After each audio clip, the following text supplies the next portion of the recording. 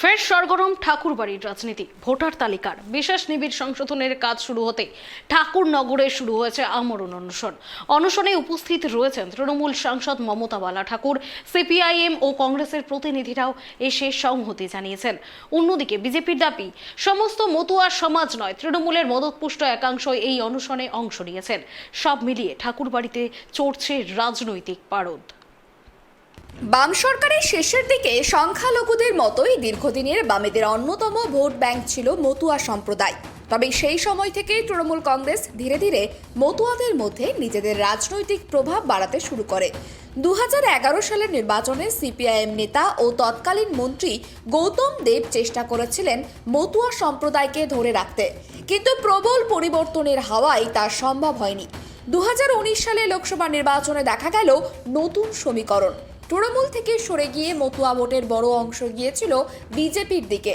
বনগাঁ ও রানাঘাটের মতো মতুয়া অধ্যুষিত এলাকা থেকে সাংসদ পদ পায় পদ্ম শিবির। 2021 বিধানসভা নির্বাচনেও মতুয়া অধ্যুষিত বেশ কিছু আসনে ভালো ফল করে বিজেপি।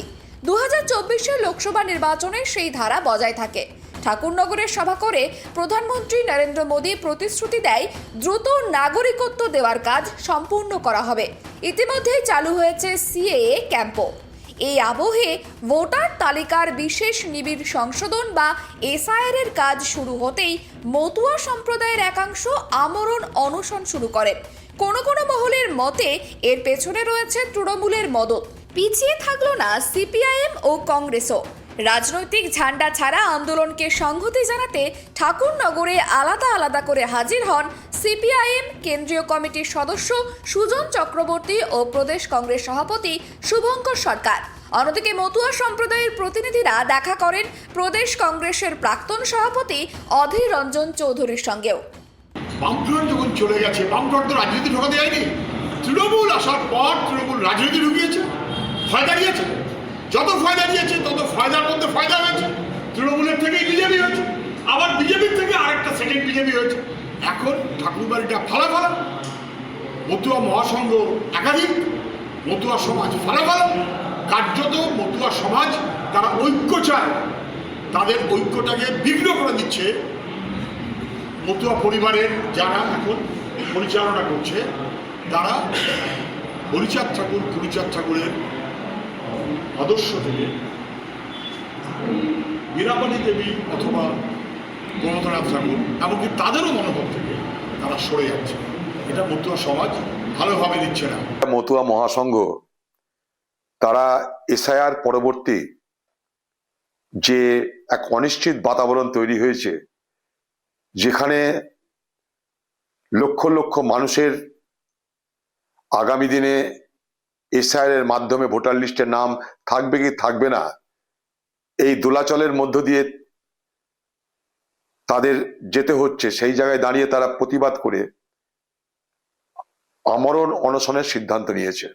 দিল্লিতে তারা এই স্মারকলিপি দিয়েছেন। তাদের এই দাবি, তাদের এই আশঙ্কার সঙ্গে আমি এবং কংগ্রেস দল সম্পূর্ণভাবে একমত। আমি বিষয়টা আগামী দিনে সুযোগ মতন দলের সর্বোচ্চ নেতৃত্বকে জানানোর ব্যবস্থা করব। যদিও ঠাকুরনগরের এই অনশনকে গুরুত্ব দিতে নারাজ বিজেপি সাংসদ ঠাকুরবাড়ির সদস্য শান্তনু ঠাকুর।